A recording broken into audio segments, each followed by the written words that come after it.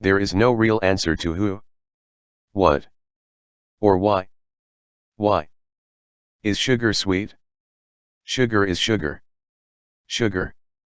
Student. You told me earlier, you are you. All right, I am I accept that. Isn't this enough?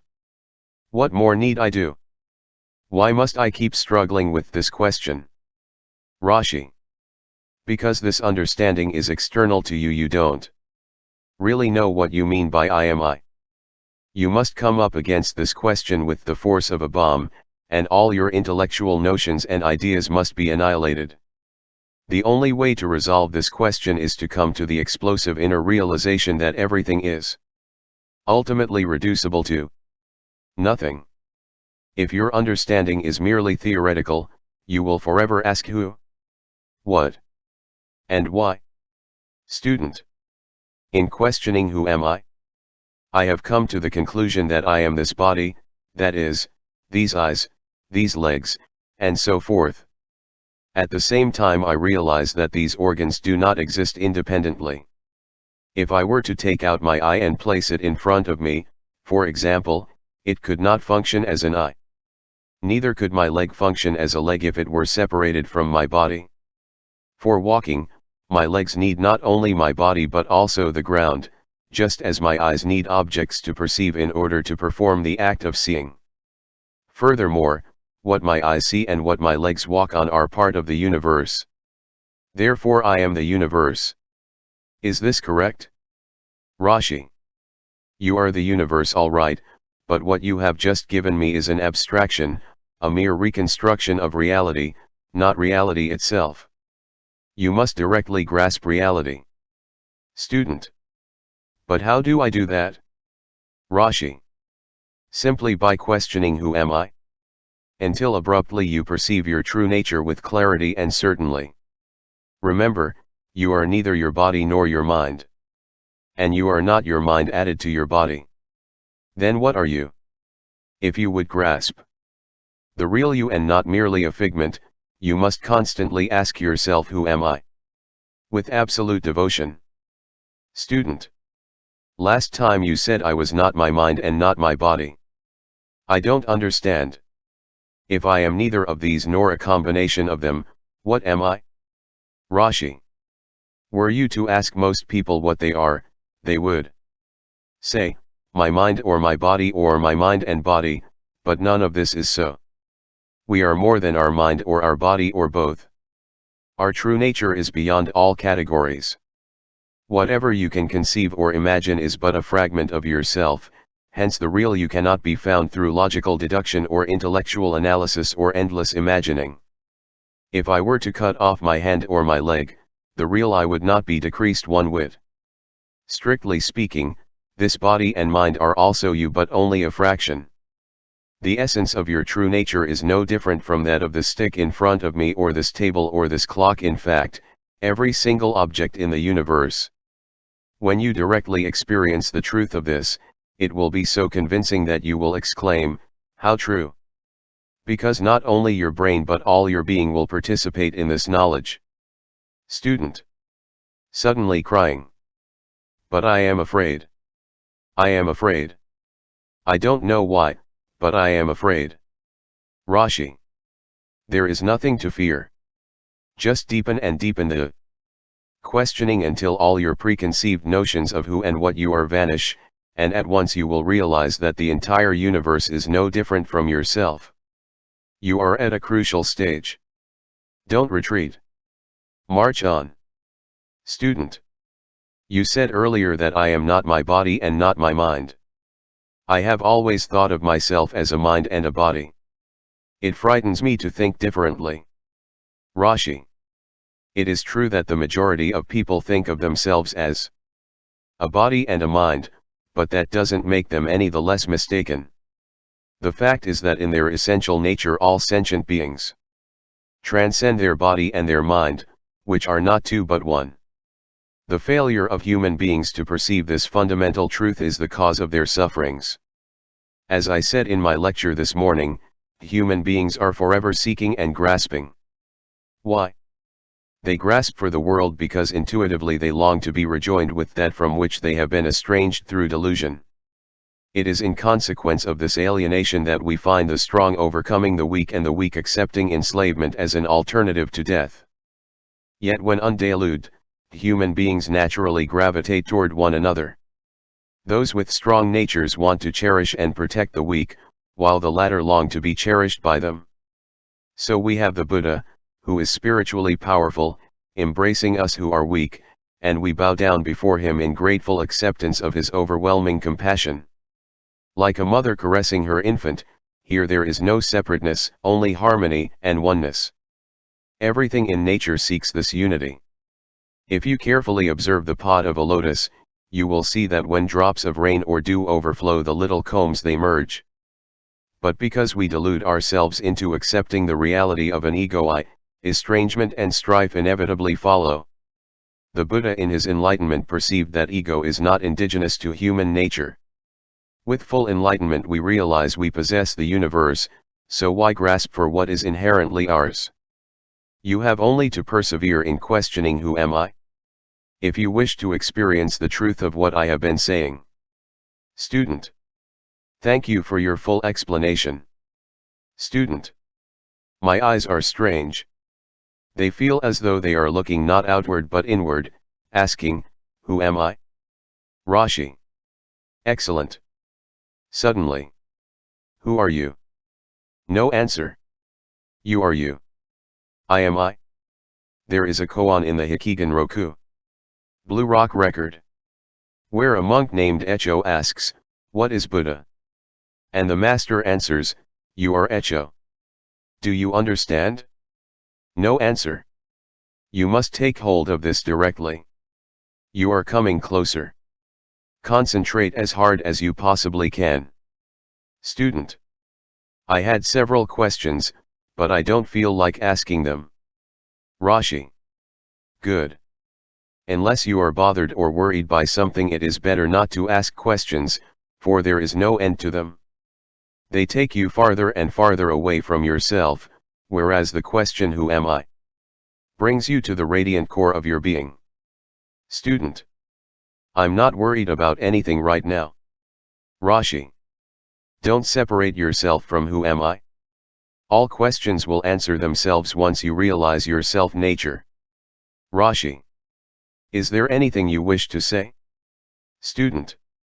No, but would you tell me through the interpreter what you said at 4:30 this morning when you addressed all the sitters? ROSHI. What I said was substantially this. Human beings fancy themselves to be the most highly evolved organism in the universe, but in the view of Buddhism we humans stand midway between an amoeba and a Buddha. And because people falsely see themselves as no more than these puny bodies, just specks in the universe, they are constantly endeavoring to enlarge themselves through possessions and power. But when someone awakens to the fact that their being embraces the whole universe, this grasping ceases, for there is no longer a feeling of lacking anything. In the Lotus Sutra the Buddha relates that with enlightenment he realized that he possessed the universe, that all its beings were his children, and that he needed nothing more than his begging bowl. He was, in truth, the richest person in the world. So long as you think of yourself as this small body you will feel restless and discontented. But when through enlightenment you actually experience the universe as identical with yourself, you will attain lasting peace. Student. Before I entered upon the practice of Zen I was constantly trying to acquire possessions, but now I desire only peace of mind. ROSHI. And that, after all, is the only thing worth attaining. True. Peace and joy can be achieved only with enlightenment, so do your utmost. Student. You have told me that when people become enlightened and perceive that they are the whole universe, they cease grasping for things.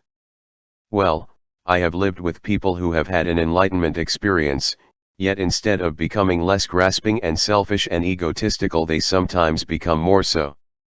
If that is what enlightenment does for one, I don't want it. ROSHI. With the first enlightenment the realization of oneness is usually shallow. Yet if one has genuinely perceived, even though dimly, and continues to practice devotedly for 5 or 10 more years, this inner vision will expand in depth and magnitude as one's character acquires flexibility and purity. One whose actions are still dominated by ego cannot be said to have had a valid enlightenment. Furthermore, an authentic experience not only reveals one's imperfections, but it simultaneously creates the determination to remove them. Student. But the Buddha after his enlightenment didn't practice constantly, did he? ROSHI. His practice was his ceaseless teaching and preaching. The Buddha is unique. He was enlightened long before he was born into this world. He came in order to teach us, who are ignorant, how to become enlightened, how to live wisely, and how to die in peace. He endured various austerities, not because he needed to but in order to demonstrate vividly to us that mortification of the flesh is not the true path to emancipation. He was born, he lived, and he died in this world only as an example for all humanity. Student. But don't we ordinary people need self-discipline? ROSHI. We do, of course. Self-discipline consists in the observance of the precepts, and this is the foundation of Zazen. Furthermore, self-indulgence, that is, overeating, oversleeping, and the like, is as bad as self-torture. Both spring from ego and therefore disturb the mind, so they are equally a hindrance to enlightenment. Student. Though I haven't yet experienced my true nature, I am aware of my imperfections and am determined to rid myself of them. How is that? ROSHI. Let me go back to what you said earlier about having lived with people who were self-realized and yet who appeared selfish and conceited. Such people usually do not practice devotedly after Kensho, though they may appear to. They put in a certain number of hours at Zazen, but it is only a matter of form.